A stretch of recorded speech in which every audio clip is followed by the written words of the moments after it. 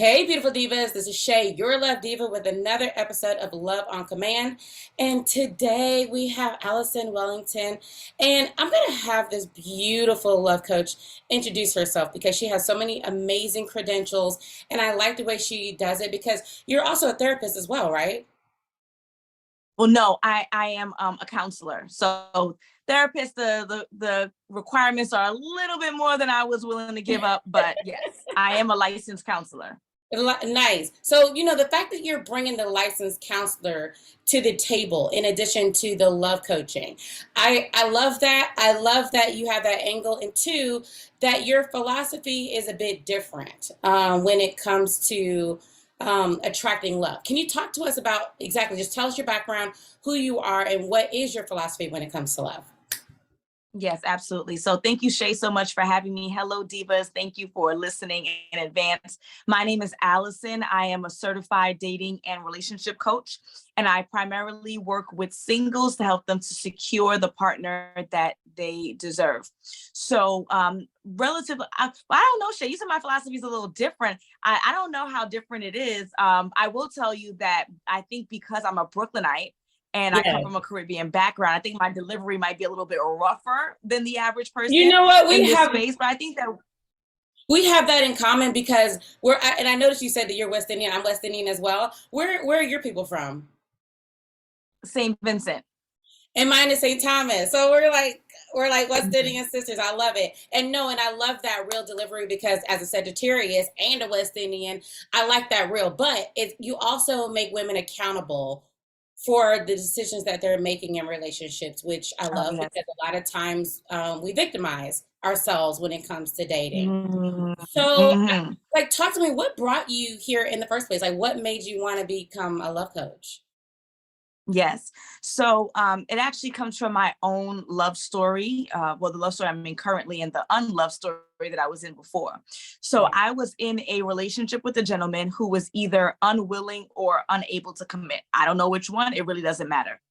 Right. I like to compare it to when you order like off of Uber Eats or Seamless, and then you place your order, then an hour later you look at your phone, you're like, where's my food? And it says like it's undeliverable or the restaurant closed. Like you don't care about the reason why you didn't get the food. All you know is you didn't get the food and you're hungry, right? Right. So I don't know what his reasoning is. All I know is I didn't get what I wanted. And so after 4 years, I decided that I was going to move on because he could not or would not, doesn't matter, deliver what I was looking for, right? Right. And so because I am a licensed counselor, even though it's not recommended, I kind of created my own process of how I would be able to get through the breakup and how I would be able to reposition myself on the dating scene as a new and improved version of me. Because even though I don't know his reasoning, he may have had all the insight in the world. Maybe he saw what I couldn't see, but I knew that I still wanted to be the best version of myself so that I could command and demand that from others. So I had to do some work on me so I could show up as the best version of myself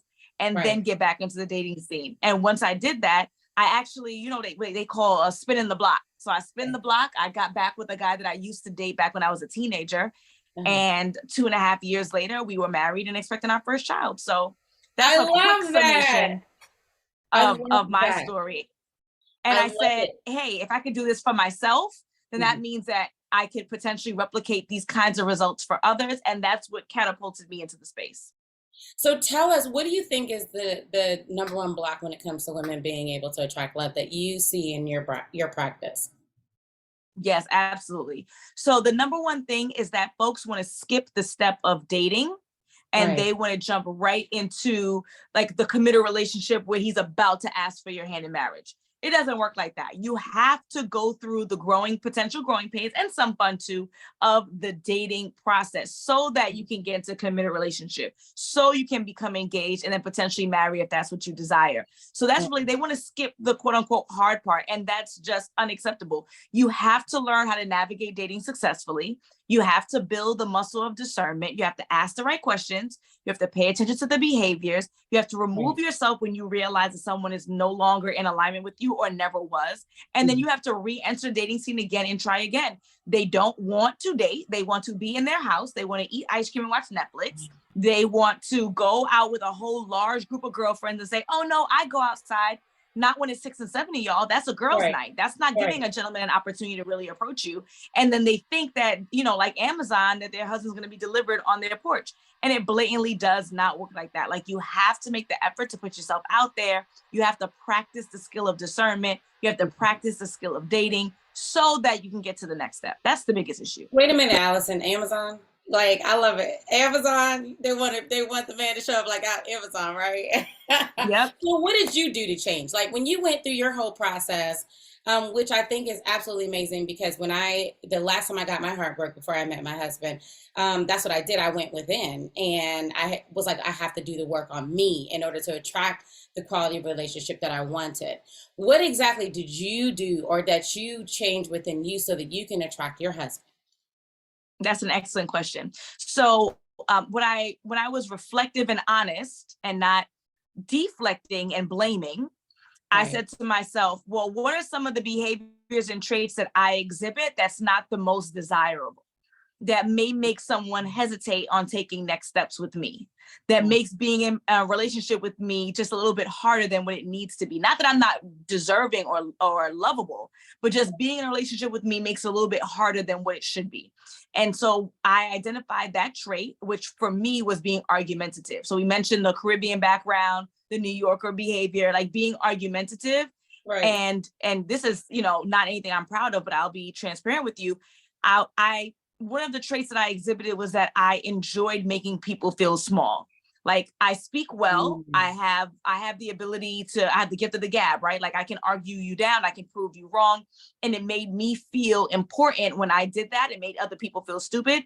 And it made me feel good when you felt bad, right? And that's Mm. not desirable. Like, who wants to be Right. around someone who finds joy in making other people feel stupid, right? Right. So I had to begin to change that behavior in me and the way that I treat others so that I could make myself more desirable. I have the good looks, I have the Right. charm, I have the financial stability, I have all that stuff. But who wants to be with the argumentative lady? You know what You they know do? They what? hang out in their cars Right. and they don't go in the house because they don't want to deal with you. That's what they You do. know what? Look, we're having a grown woman conversation. That's grown woman behavior. That really is, because so many people. It's funny. I saw a video that Ayala. I call her Mama Ayala. Love her. And she did a video saying that people don't want to take accountability for their stuff because they don't want to do the work. Being the victim means they don't have to do the work.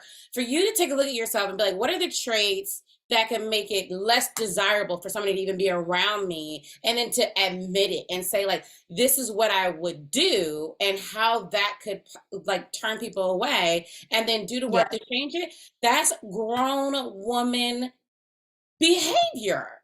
Why do you think so many people have a hard time doing something like that? I think that folks lack the insight. And I think it's easy for me to say, or for you to say, Shay, or other people that's in our space, we're just more reflective due to the training, more reflective due to the way we were raised, but we have the ability to see what other people can't see. So Right. we have the ability, and again, I started by saying it's not what's recommended. I really should have gone to a counselor or a therapist, but at the time I just wasn't thinking that way, right? But we have that insight, we have the intuitiveness that other people don't have. And Right. so they don't see it. They will turn around. If they were me without the insight, they would say, oh, I'm not argumentative. Other people just don't understand me. And so I have to talk to them that way so they can understand what I'm saying. They're not being honest with themselves. And that's why it's so important that people, they have a coach, they have a therapist, they have a counselor, whoever in the mental health space is best for them, whoever they think is the best person as a good fit, so that they could be honest and be like, no, like, your ish does stink. This is something Right. that you do that's problematic. You are an avoider. You don't take on problems head on. You are a pleaser. You're looking to please everybody else and then be angry when no one shows up for you. Like, you need someone to kind of tell you about yourself sometimes. But come on, let's just really tell it, Allison. What about them clients that show up and you're telling them their stuff?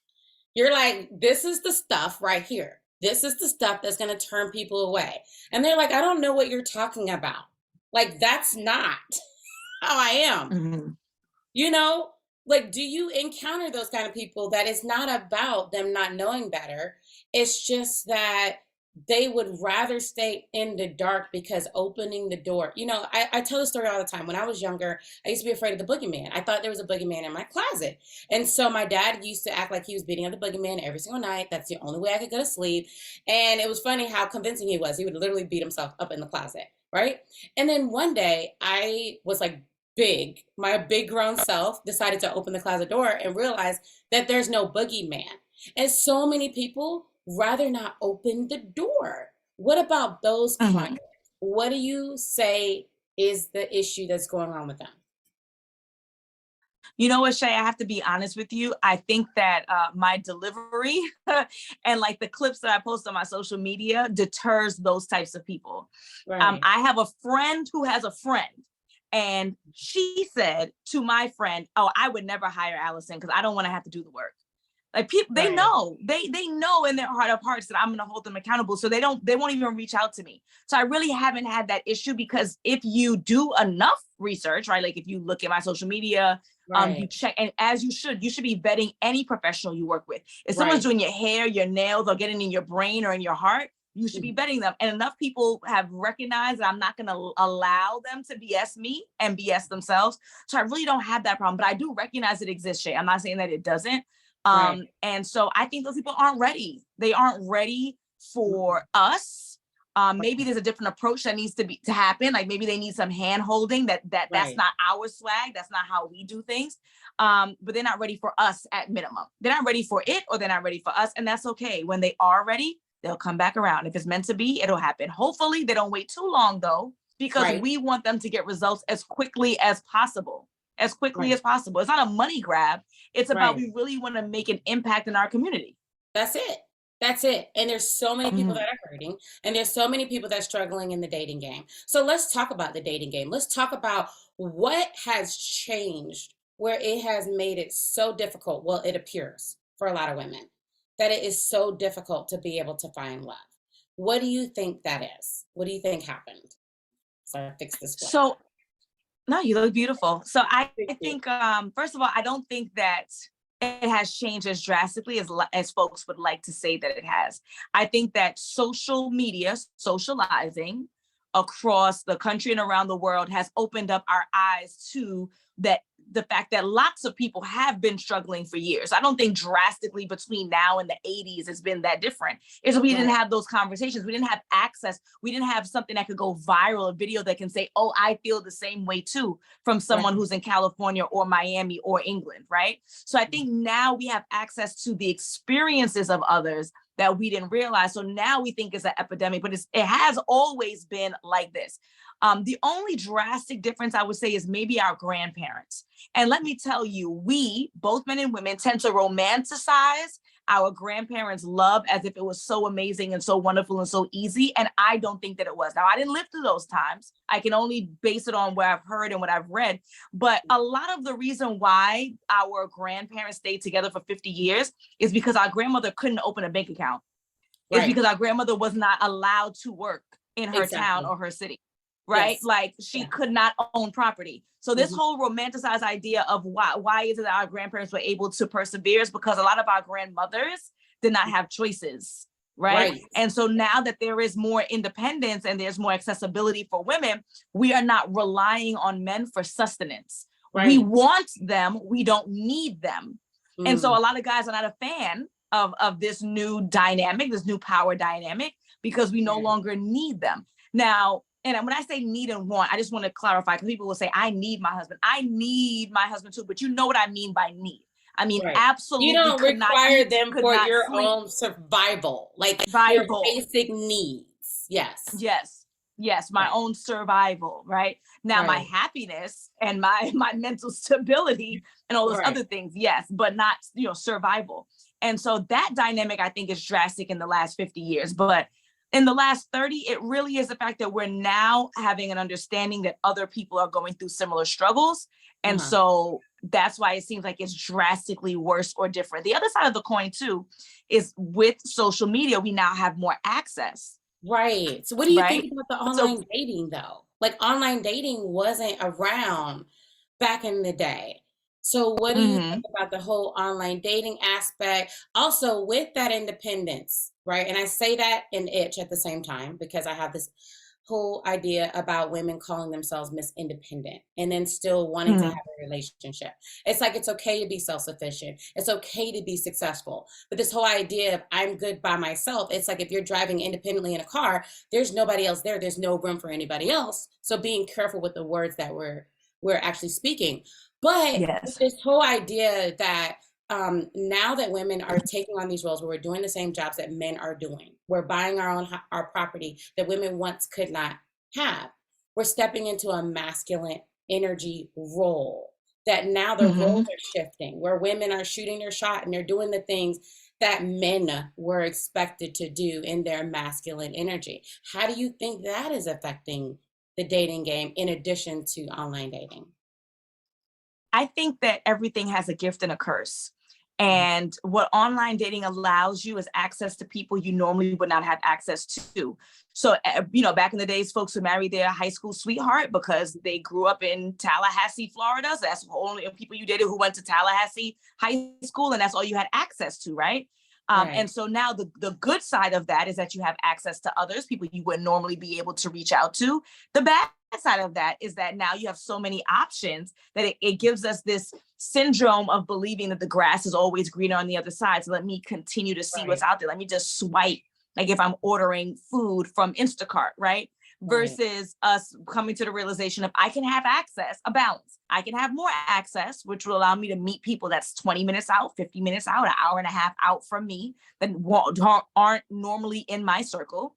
But at the same time, once I realize someone's a good match, I need to buckle down and move forward with them instead of me thinking that I'm going to get the next opportunity at the swipe of a finger. So there's a gift and a curse. There's benefits and Right. there's downsides of everything. I think that the dating apps are something that you can and should use to your benefit. But of course, there are going to be downsides, as there is with everything.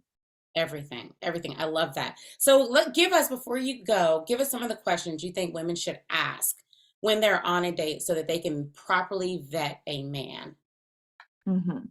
So the first thing is that everyone's set of questions are going to vary based on their own non-negotiables. So whatever your non-negotiables are, those are the behaviors and traits that a partner must seemingly have in order for you to continue to see them. You have to first draw up that list. So for me, for example, some of my non-negotiables is that I needed someone who was affectionate, someone who was hardworking, someone who had a backbone, right? So I have my list of my non-negotiables, all positives, not Right. can't be a cheater, right? You Right. say be faithful, right? So all positives are what I wanted.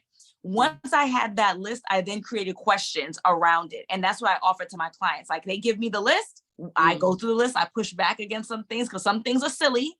A man being 6'2" is not going to make him love you any better or be a better father, right? So some Mm-mm. things I got to push back against, but nonetheless, then I give them all the questions that match and are in alignment with their non-negotiables. So I wouldn't be able to give you specific questions, but I'll give examples and then hopefully the divas can take that and run with it. So Right. let's say one of your non-negotiables is that your potential partner is hardworking. Okay, so now I'm going to draw up a whole bunch of questions that align with hardworking. I'm going to ask, what do you do for a living? Do you enjoy your work? Do Mm. you see yourself doing something else? After retirement, what do you see yourself doing? So if I'm looking for a hardworking man, he's going to tell me, I work 50 hours a week. Right now, I'm a detective. I'm going for lieutenant. After that, I'll be captain at the police station. After retirement, I intend to open up a cigar bar, right? That's showing me he's a hardworking man. Versus if he says, oh, I have gigs every once in a while with my band. I don't know if you've ever heard of them. We've never heard of them. They're not streaming. They have no view, right? Like that's going to give me insight on whether or not he's hardworking. So first you get your list of non-negotiables. Then you Right. have to create your line of questioning that Mm. answers and gives you insight on whether or not that person fulfills whatever you put as your non-negotiables. I love it. That is such a great idea. Now, Alison, can you tell us, do you have a book, and also tell the people where they can reach you, where they can find you? Yes, absolutely. So I do not have a book yet. Mm. I have some ebooks that folks can download. I'm actually working out the ideas and the kinks of something that I'm working on. But folks can find me on any major social media platform. It's at align with Alison, my website is bookalison.com. I have tons of free resources, like I mentioned, ebooks and trainings, and then also the paid stuff, because I'll tell you, divas, the free stuff only goes so far, right? Like it'll get you a little something, but at some point you have to invest in yourself. You find a coach, you vet that person, decide who's the best fit for you. It may not be me, it may not be Shay, it may not be whoever, but you find who you think is the best fit for you. And then you take the deep dive, because how long are you going to sit around and not get the results that you want? We complain about not making the money that we want in our business, but we're not willing to invest in a business coach. Well, if you're not willing to invest in your own business, then why the hell would anybody invest in you? You complain that you're still single and you want to be taking your matching PJs photos this Christmas. It's already March and you're not willing to go outside and socialize. So how are you going to be in a relationship in time to take your pictures in December? We got to be realistic, and we need to start realizing that clearly whatever we've been doing has not been working. I'm so glad you find someone. Yes. Right. And then you find someone who has because people don't want to invest in themselves. And then they're like looking for free stuff. So they're watching all of our videos on Instagram, on TikTok, on YouTube. And then they're wondering like, oh, it helped me a little bit, but I'm not all the way there. And it's like, wait, what have you ever been able to get without investing in it that was worth anything? You got to be willing to invest. That's the first thing. The second of all, do not come in Alison or my face if you're not willing to take accountability for yourself. Because as you heard from the woman yourself, if you aren't willing to do the work and take accountability, because she will hold you accountable. And here's my philosophy, right, Alison? I'm inviting love coaches from all around the country onto the show because we have hundreds of thousands of women that need help. And we can't help all of them. We don't even say yes to most people that even come to us because we just can't. We don't have the bandwidth and it's just not the right fit. But maybe you are the right fit for them. And I think if more of us work together, then we can make a bigger impact on women and being able to heal what's blocking them from love and help them to properly attract a healthy relationship. And as we do that, then it's going to change the world because now you have better quality marriages. Kids are seeing better quality examples. And then now this can be replicated. And this isn't a one-person show. In order to make it happen, it's going to have to be a collective intention in order for it to happen. So I'm so appreciative that you were willing to come on the show. And I'm so appreciative that you was willing to share your insights. And it is my absolute wish and my desire for you and your business that it just absolutely explodes and continues to boom and you continue to have the wonderful effect that you've been having all this time for women. And so thank you again for joining me. And for all of the divas that joined us, thank you so much for watching. It's been another episode of Love on Command, and I will see you next Tuesday. Bye, divas.